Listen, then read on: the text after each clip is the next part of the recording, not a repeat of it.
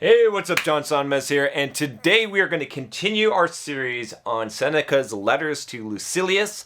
So I am on letter 18 here, and if you don't know what I'm talking about, you're going to want to click the card here, get on the playlist, get started with letter 1. These are Stoic Philosophy letters that Seneca wrote to Lucilius, and I'm going to be reading through them, doing the commentary on them as we go through the letters, over 100 of them here, so this is going to be a long series, but there's a lot of wisdom in these letters. So the other thing you want to do is click that subscribe button if you haven't already, and click the bell so you get notifications when new videos come out, because you don't want to miss these letters here. Alright, so let's get started here on letter 18 on festivals and fasting. So it starts off, it is the month of December, and yet the city is at this very moment in a sweat. License is given to the general merrymaking.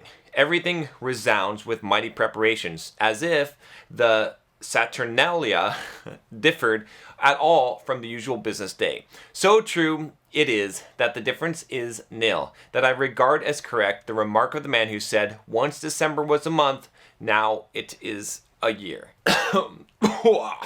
Number 2, if I had you with me, I should be glad to consult you and find out what you think should be done, whether we ought to make no change in our daily routine, or whether, in order to be out of sympathy with the ways of the public, we should dine in gayer fashion and doff the toga. As it is now, we Romans have changed our dress for the sake of pleasure and holiday making, though in former times that was only customary when the state was disturbed and had fallen on evil days. Nothing really, earth-shaking yet. But let's see what he says here in number 3. I'm sure that if I know you all right, playing the part of an umpire, you would have wished that we should be neither like the liberty-capped, throng in all ways, nor in all ways unlike them, unless perhaps this is just a season when we ought to lay down the law to the soul and bid it be alone in refraining from pleasures just when the whole mob has let itself go in pleasures. For this is the surest proof which a man can get of his own constancy, if he neither seeks the things which are seductive and allure him to luxury, nor is led into them. He's basically saying, okay, so these people that are celebrating, right? Do we partake with them and celebrate, or is this a good time to prove what kind of Stoic philosophers we are and basically not taken in by it, right? So you could almost think of this as he's asking the question, in today's age, it'd be do you celebrate Christmas and do all these things and get dressed up and eat cheesecake and have these Christmas cookies and dinners and all this shit, or do you just act like a normal day? Just be as sober as you normally would be, and don't use this as an excuse to let loose, right? Because this happens every day. If you don't notice, right, you could basically live your whole life in gluttony and slothfulness and just be completely lazy and never do what you're supposed to do, because there's always some excuse. It's always someone's birthday, so we got to have birthday cake. You got to break your diet today. You're going on vacation. Oh, I'm visiting a city I haven't been to. Oh, I've never been to this restaurant before, right? As far as diet stuff, you can tell what I struggle with. But, and then as far as, spending time with people that are in town, or this special occasion, or this special event, or I got to go to this thing, or I got to go out and drink with my buddies tonight, whatever it is, right? It's going to distract you from your work. So you can always have an excuse to not study, to not do what you're supposed to do, to not put your nose to the grindstone and work hard, right? You can always come up with one. So you got to really think about it. Number 4. I think we're on number 4 here. Yes. It shows much more courage to remain dry and sober when the mob is drunk and vomiting, but it shows greater self-control to refuse to withdraw oneself and to do what the crowd does, but in a different way, thus neither making oneself conspicuous nor becoming one of the crowd. For one may keep holiday without extravagance. So what he's actually saying here, what he's actually proposing, right? And this is, again, we can relate this back to daily life. What he's actually proposing here is he's saying, okay, look, it's one thing to just be oh, fuck these people, they're celebrating Christmas and stuff. I'm so pious and so much above that. I'm going to just withdraw from it. I'm just going to be a hermit, right? It's like being on the diet and being oh, I can't go out with you guys. I got to stay home and be on the diet, right? I'm in hardcore cocoon mode right now. So, I'm not going out in any kind of social place at all, and I'm not celebrating. I'm better than you in some ways. It almost has that. But he's saying, the other extreme is to just go out with the crowd and vomit and celebrate and all this and get drunk and eat cake, okay? But he's saying what's actually the best road, the most difficult road and the most, quote, pious road would be to actually go and celebrate with them, but not get all drunk and vomiting all over the place, right? It's the whole, I've done this before, right? Yeah, hey, let's go to IHOP. Okay, sure. I go to IHOP and I have the coffee. Well, John, don't you want some pancakes? No, I'm fasting today. I'm not eating today. Well, I can still be here and I can still have some coffee. I don't have to say, well, I'm not going, right? It's hard. It's difficult. It's hard to resist, especially when you see the fucking pancakes and all that shit. And that's the road that you have to learn to walk in life, right? Is to not withdraw. You're going to be fucking miserable. I mean, you're going to be miserable, to some degree, working hard either way. But you're going to be a lot less miserable if you can, and a lot more self-controlled if you can actually be able to, celebrate, but do it on your turn, right? To be able to still do the things, right? Number 5. I am so firmly determined, however, to test the constancy of your mind, that drawing from the teachings of great men, I shall give you also a lesson. Set aside a certain number of days. Now here's the gem. You've heard this quoted before perhaps. Set aside a certain number of days during which you shall be content with the scantiest and cheapest fare, with coarse and rough dress, saying to yourself the while, is this the condition that I feared? So you've probably heard this talked about before. I know Tim Ferriss talks about this a lot. What you should do is you should actually practice living poor, right? And this is one of those good things. Like, I fasted all weekend, right? So I had my meal on Friday and then didn't eat until Monday. A lot of people, they live their life in fear, and you might be living your life in fear of being poor and being homeless, and not having money and not having food. But when you go without food voluntarily, when you put yourself through fucking hard work voluntarily, all right? This is the bulldog mindset, by the way.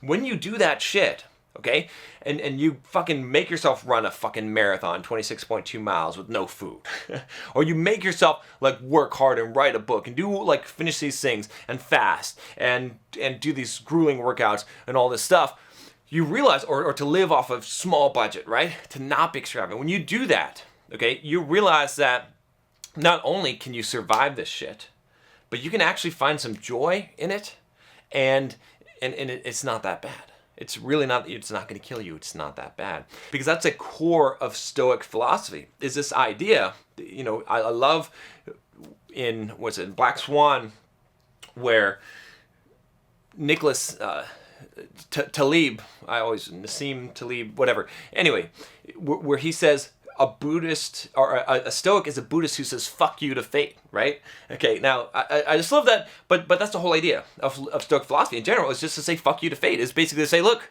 hey, whatever, fucking bring it, bitch. What are you gonna do? What are you gonna do to me, right? I've already done so much shit to myself. Fuck you. Go ahead. What are you gonna bring? Oh, you're gonna make me hungry? Fuck that. I don't care. Oh, I'm gonna have to work hard? Fuck. You should see my fucking workout. You should see my work ethic. You should see how many pomodori I do in a day. Fuck you. What are you gonna do to me? Number 6. It is precisely in times of immunity from care that the soul should toughen itself beforehand for occasions of greater stress, and it is while fortune is kind that it should fortify itself against her violence. In days of peace, the soldier performs maneuvers, throws up earthworks with no enemy in sight, and wearies himself by gratuitous toil, in order that he may be equal to unavoidable toil. If you would not have a man flinch when the crisis comes, train him before it comes. Such is the course which those men have followed who, in their imitation of poverty, have every month come almost to want, that they might never recoil from what they had so often rehearsed. If you sweat hard in practice, you'll bleed less in war, in the battle, in the fight. Okay, this is the key thing here. It's this idea. It's hardening yourself. It's when the times are good. That's when you have the discipline. That's when you fucking crack down. That's when you bring pain upon yourself. The harder you train, the easier it's going to be in the fight. This is the key. You got to put yourself through hard shit so that when hard shit comes, you're ready to face it. If you don't, you're going to get fucking mowed. You're going to get mowed over. And so many people in life, they get fucking mowed over by shit that happens, okay? Because they're not ready, because they've never put it upon themselves. So they're weak. You don't want to be weak. Number 7. You need not suppose that it means meals like teemings or paupers' huts or any other device which luxurious millionaires used to beguile the tedium of their lives. You do not suppose I mean meals like that, okay? Let the palate be a real one, and the coarse cloak. Let the bread be hard and grimy. Endure all this for 3 or 4 days at a time, sometimes for more, so that it may be a test of yourself instead of a mere hobby.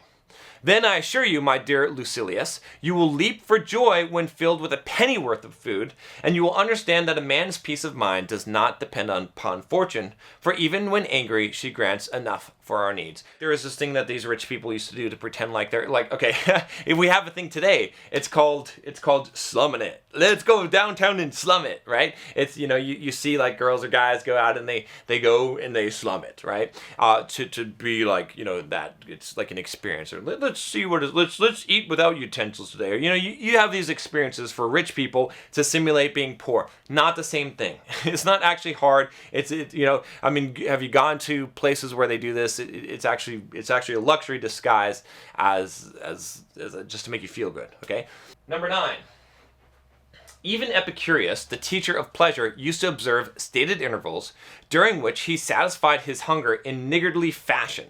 He wished to see whether he thereby fell short of full and complete happiness, and if so, by what amount he fell short, and whether this amount was worth purchasing at the price of great effort. At any rate, he makes such a statement in the well-known letter to Polyaenus in the archonship of Chanius. Indeed, he boasts that he himself lived on less than a penny, but that Metrodorus, whose progress was not yet so great, needed a whole penny. So, okay, what he's saying here is this Epicurious, who's known to be the father of pleasure, right? But it's not really quite true. We won't get into that. He basically said, look, I want to see how poorly I can live. And then he actually did something really smart here, which he said, okay, this is like the cheapest I can live. Okay, so what is actually, like, how much do I actually feel deprived? And is it worth the fucking toil and effort that it takes to get to that level? You see what I'm saying? Like, weigh the fucking cost of things. Again, we could talk about this for hours. We could literally talk about this for hours because it's such an important lesson here that's buried in this letter. All right, number 10. Do you think that there can be fullness on such fare? Yes, and there is pleasure also. Not that shifty and fleeting pleasure which needs a fillip now and then, but a pleasure that is steadfast and sure. For though water, barley meal, and crusts of barley bread are not a cheerful diet, yet it is the highest kind of pleasure to be able to derive pleasure from this sort of food, and to have reduced one's need to the modicum which no unfairness of fortune can snatch away. So what he's saying is this. He's saying, look, you know what, eating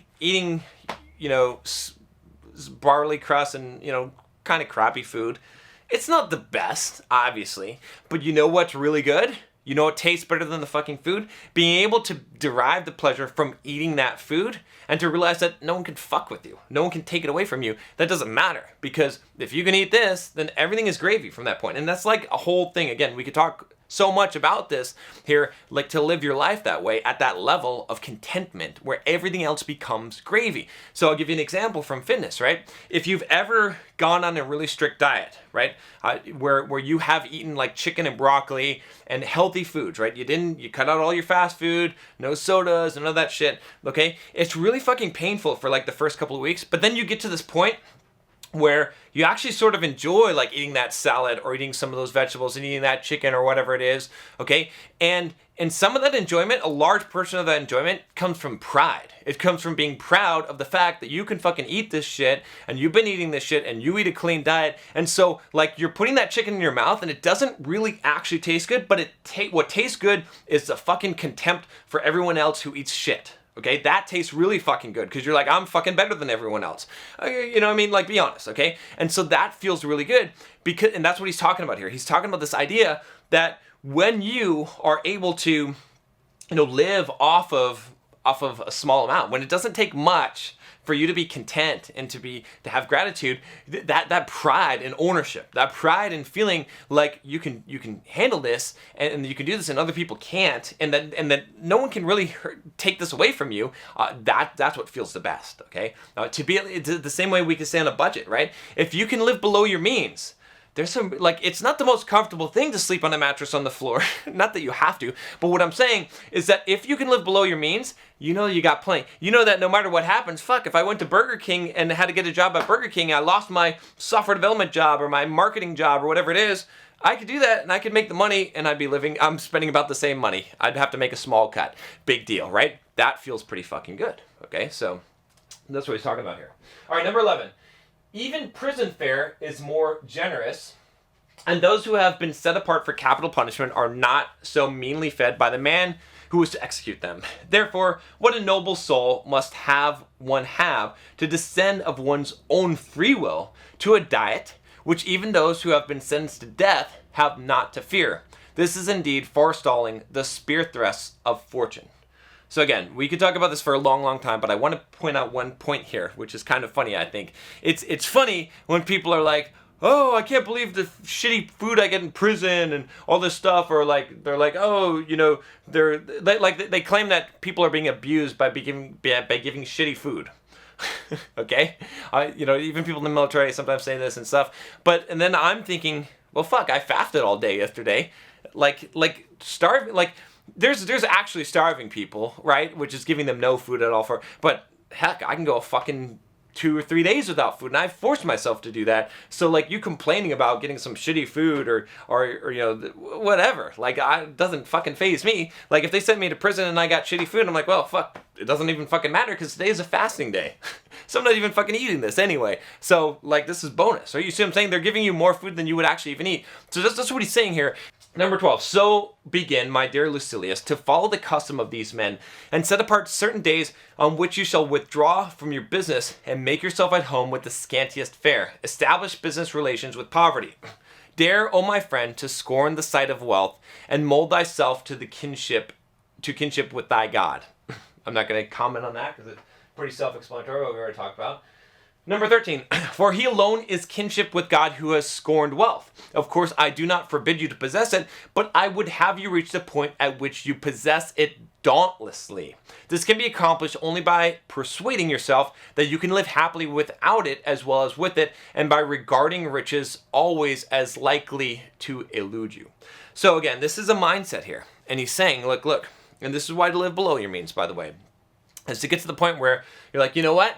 It's great. It's great to have this house. It's great to have this car. It's great to have all these things. But you know what? If I didn't have any of them, I would still be happy. I'd still be fine, right? I would still be content. And you have to really, really, you really have to believe that. And the only way to really, really believe that is to take all that shit away, to actually deprive yourself. When you do that, then you'll start to form that belief, right? Because hell, I'm really fucking hungry and I didn't eat any food yesterday. But I'm still fine. I'm doing my YouTube videos. I'm fine. I'm happy, right? I feel the hunger, but it doesn't matter. I can still live my life. And if I had to live my whole life with this feeling of hunger, it's not a big deal. You see what I'm saying? Obviously, I would starve to death if I never eat, but that's a different point. I will eat today. All right, number 14. All right, but now I must begin to fold up my letter. Settle your debts first, you cry. Here's a draft on Epicurious. He will pay down the sum. Ungoverned anger begets madness. So that's the quote. Ungoverned anger begets madness. You cannot help knowing the truth of these words, since you have had not only slaves, but also enemies. So we'll comment on this in a second here. Number 15. But indeed, this emotion blazes out against all sorts of persons. It springs from love as much as from hate, and shows itself not less in serious matters than in jest and sport. And it makes no difference how important the provocation may be, but into what kind of soul it penetrates. Similarly, with fire, it does not matter how great is the flame, but what it falls upon. For solid timbers have repelled a very great fire. Conversely, dry and easily flammable stuff nourishes the slightest spark into a conflagration. So it is with anger, my dear Lucilius. The outcome of a mighty anger is madness, and hence anger should be avoided, not merely that we may escape excess, but that we may have a healthy mind. Farewell. So this all comes down to, you know, a completely side point here, which is saying, anger results in madness, right? Some people say, oh, let your anger out, or there's justified reasons for anger. Bullshit. Bullshit. It only results in madness. And here's the reason why. Is because you don't know what the shit's going to fall on and then what kind of fire it's going to start, right? And you have to be that strong timber that resists it, right? At the same time, if you're spewing it out, you're going to light a bunch of shit on fire, and you don't know what's going to happen. It's going to result in madness. And if you look at, here in where I'm at in Southern California, there's a lot of homeless people here, okay? And here's one thing that they all have in common, right? When they're fucking yelling and talking to themselves, they're fucking angry. Have you noticed that? Have you watched homeless people? They're all fucking angry. All those mad, crazy people, they're all fucking angry. You hardly ever see a homeless crazy person walking around, a crazy person who is not fucking angry. They're yelling at something. So what do you think? How do you think they got into that state, right? They replayed that same fucking tape over and over and over again until it actually drove them into madness. So, one of the things that you have to be very careful with if you have a temper is that if you continue to feed that flame, it will drive you mad. It will drive you nuts, right? You don't want to go off the deep end. There is a precipice at which point you cannot pull yourself back. And those people have passed that precipice, okay? And then you're not going to be angry. So there we go. That's all I got for you today. If you haven't already, make sure you click that subscribe button, click the bell, check out all the videos in the series, and I will talk to you next time in letter 19. Take care.